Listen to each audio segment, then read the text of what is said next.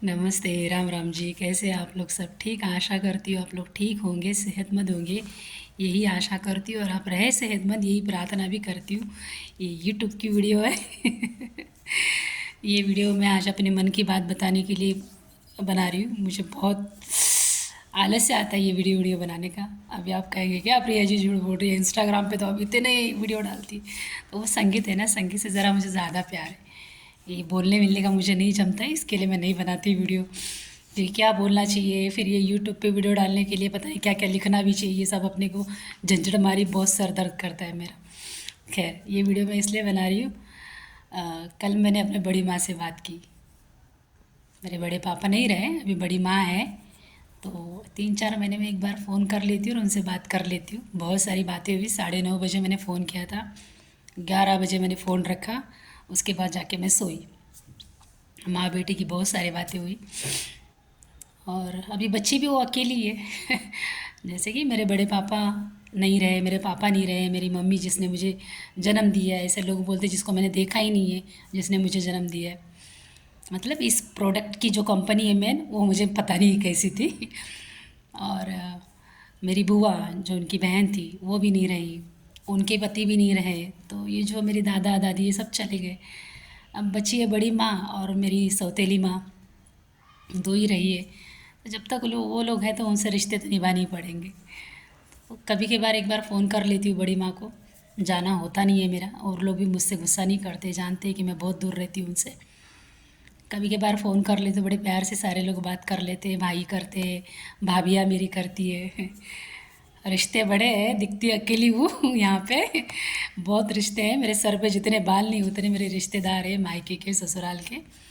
नहीं दिखाती हूँ आप लोगों को, क्योंकि पहले शुरू शुरू में मैं जब वीडियो बनाती थी तो मैं सबके बच्चों के, इनके उनके पति के साथ भी वीडियो बनाती थी।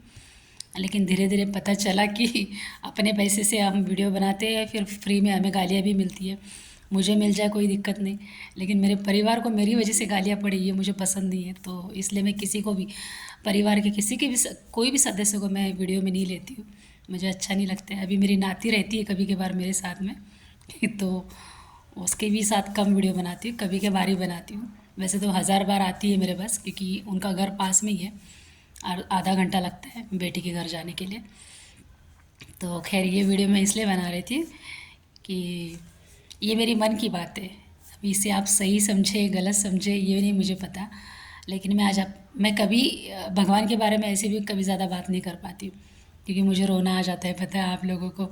मैं कुछ भी भगवान के बारे में बोलती हूँ तो मेरे आंखों से अपने आप आंसू टपकने लग जाते। उस लायक नहीं हूँ शायद मैं कि मैं कुछ बता पाऊँ, या कुछ और बात होगी जो प्रभु मुझे बोलने नहीं देते। तो इसलिए मैं कभी भगवान के बारे में ज़्यादा बातें नहीं करती। तो कल रात को जब मैं नाम जप के लिए बैठी, फिर मेरा मंत्र जाप हुआ जो गुरु ने मंत्र दिया, उसके बाद फिर मुझे मेरा ध्यान था तो मैं ध्यान करके उठी। तो कई दिनों से मुझे ना, जो मेरे साईं बाबा की प्रतिमा है उसमें मुझे एक तरफ साईं बाबा दिखाई देते, एक तरफ मुझे श्री स्वामी समर्थ दिखाई देते। तो मुझे लगा कि ऐसा क्यों हो रहा है, मैं काफ़ी दिनों से सोच रही। फिर मुझे याद आया कि मुझे गुरु चरित्र करना है, गुरु चरित्र करना है।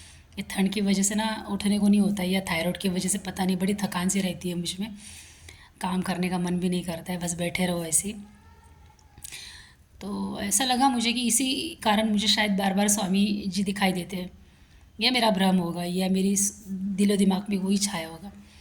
लेकिन कल एक अजीब घटना हुई मेरे साथ। मैं उठी तो मुझे कल स्वामी जी दिखाई नहीं दिए, बिल्कुल नहीं दिखाई दिए।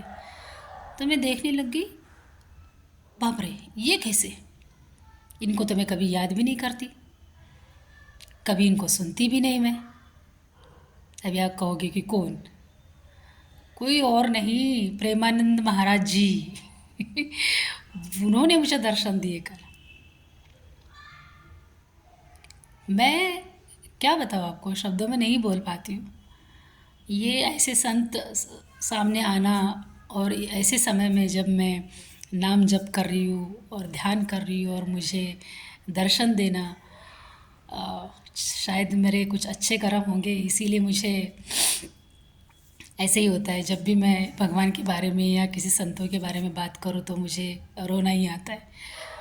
नहीं जानती ये सब में क्यों होता है मेरे साथ, लेकिन कल मैं सच में बहुत आनंदित महसूस कर रही हूँ कल रात से कि जो कुछ भी कल मेरे पास उसका सबूत है, मैंने उनकी तस्वीरें निकाल के रखी है। बस मेरे पास फ़ोन एक ही है ना, तो मैं आप लोगों को नहीं दिखा सकती। तो अभी आप सच माने या झूठ, लेकिन मैं कोशिश करूँगी आप लोगों को दिखाने की। मैं इंस्टाग्राम पे उसकी वीडियो डालूँगी, उस तस्वीरों की। तो कल से मैं बड़े अच्छे में भी हूँ कि जिस संत को मैं कभी सुनती नहीं हूँ, ऐसा नहीं है कि नहीं सुनती, सुनती हूँ। कुछ बात उनकी अच्छी लगती है तो मुझे मैं सुन लेती हूँ, और क्योंकि वो सत्य बोलते हैं। सत्य बोलने वाले बहुत कम लोग होते हैं। तो सारे जैसे ही फ़ोन चालू करो, आप इस मंत्र को करो, आप करोड़पति बन जाओगे, ये करो, वो करो, वो करो, कोई एक भी नहीं कहता है कि आप नाम जप करो। वो एक ही संत है, प्रेमानंद महाराज जी, जो कहते हैं कि आप नाम जप करो। और दूसरे है ध्यान करो। कौन? ओशो। वो पहले है, महागुरु है वो, अखंड ब्रह्मांड के मालिक है मेरे लिए वो निशब्द। मैं उनके बारे में कुछ नहीं बोल सकती, ओशो के बारे में। सच में बहुत उनके जैसा ज्ञानी कोई इस दुनिया में है नहीं। उनके बाद अगर मैं किसी को सुनती थी तो सदगुरु जी को सुनती थी, अभी प्रेमानंद जी महाराज। लेकिन प्रेमानंद जी महाराज जी को मैं कभी इतना नहीं ये करती, ओशो को भी नहीं। ज़्यादातर मैं सदगुरु जी को बहुत सुनती थी, बीच बीच में बहुत ज़्यादा सुनती थी। उनकी कुछ बातें मुझे अच्छी लगती थी। ऐसा तो मैं सुनती हूँ और छोड़ देती हूँ, क्योंकि देखिए मुझे याद नहीं रहता है, कुछ कुछ भी याद नहीं रहता है, भूल जाती हूँ मैं। जिन चीज़ों पे मेरा मन लग जाता है मैं उसको बराबर याद रखती हूँ। और मैं एक बात बता देती हूँ आज आपको, अगर कोई चीज़ मेरे लिए सही है तो मैं भुलाई नहीं भूलती हूँ, और कोई ठूस ठूस के मेरे अंदर भराना चाहता है तो वो नहीं याद रहता है मुझे। तो ये मेरी अपनी चॉइस है। तो लेकिन जो कल मेरे साथ हुआ बहुत अच्छा, पता नहीं, लेकिन ये जो अनुभव होते हैं ना ये बहुत अच्छा अनुभव होते हैं। अभी आप लोग कमेंट करके मुझे ज़रूर बताइए कि संतों का दर्शन होना क्या प्रतीक है इसका, क्यों, क्या कारण है। आशा करती हूँ कि आपने जो मुझे समय दिया है उसे ध्यान से सुना होगा, और मैंने जो प्रश्न किया है उसका उत्तर आप मुझे ज़रूर देंगे। मैं जानती हूँ यूट्यूब पे मेरे वीडियो ज़्यादा नहीं चलते, लेकिन फिर भी मुझे थोड़ा ज़्यादा बोलना था, इसके लिए मैं यूट्यूब पे वीडियो डाल रही हूँ। बहुत बहुत धन्यवाद आपका कि आपने मुझे इतना समय दिया और मेरी ये बातें सुनी। आज नहीं कहूँगी बकवास, लेकिन जो मैंने कल देखा है वो आपको दिखाने की ज़रूर कोशिश करूँगी मैं। बहुत बहुत धन्यवाद, आभारी है फिर कब मौका मिलेगा तब वीडियो ज़रूर बनाऊँगी।